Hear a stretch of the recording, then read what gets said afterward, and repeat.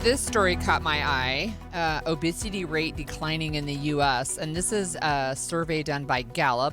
They just released it, and this is how they start their study. They're just saying after peaking at a record high of 39.9%, so basically 40% in 2022, the U.S. adult obesity rate has declined to 37% in 2025. So in 3 years, it's dropped basically 3 percentage points.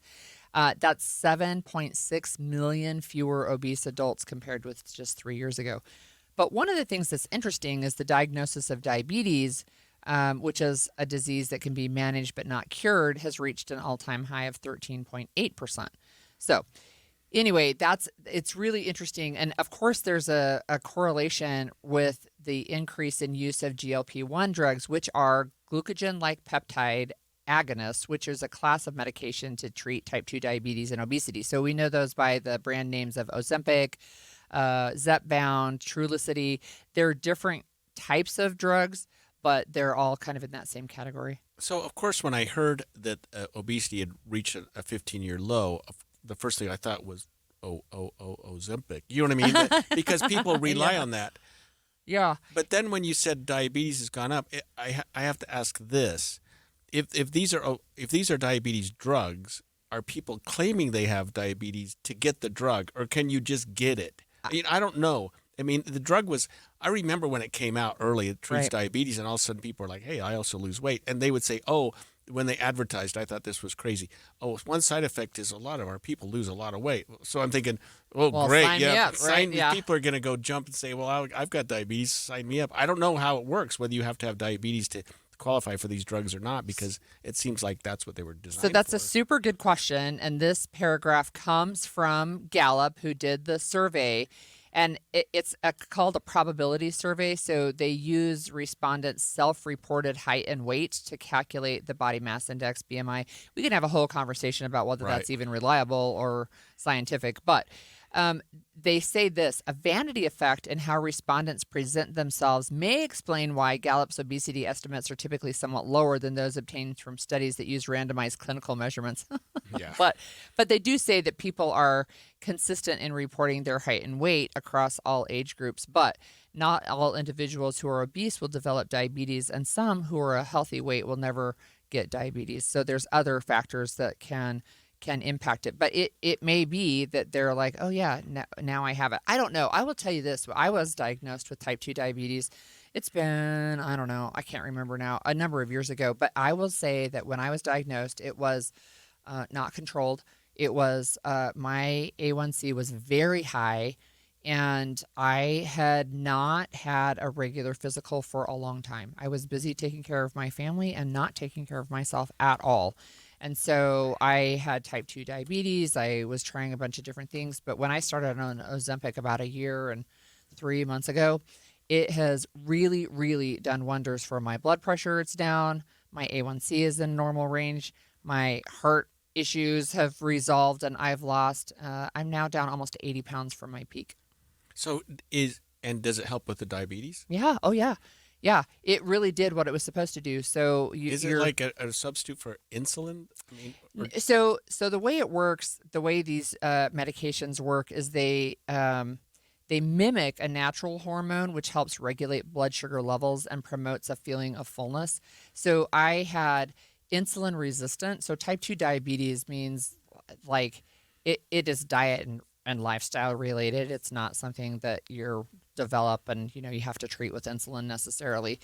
And so I had that insulin resistance, and I had done a lot of different things to try and lose weight, and it was just not successful, or not very successful. So I did the keto diet for 2.5 years, basically no carbs, no sugar, no carbs, or very, very low carbs for 2.5 years. And I did lose weight, but I just couldn't get past a plateau, right? And did it help with the diabetes though? No, I mean, not really. Yeah, it dropped it some, but I was on other medication for diabetes. I'm probably oversharing, but I'm over asking. I apologize. But it was helpful, but it didn't have the same kind of impact as when I started Ozempic. So I was still in the type 2 diabetes range, even though I was on the lower end.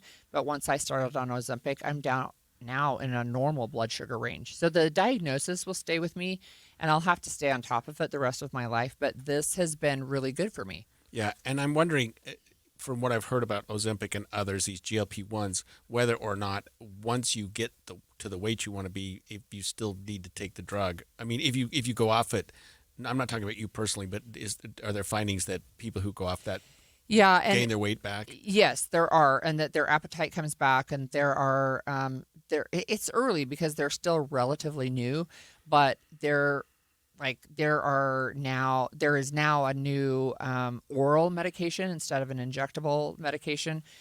We actually have a couple of texters that said you can get the drugs without saying you have diabetes, but I wonder if you can get it cheaper if you say you have diabetes. I think the answer is yes. If you have your insurance will cover it, because sometimes they'll just say, look, this is not necessary. You don't need it.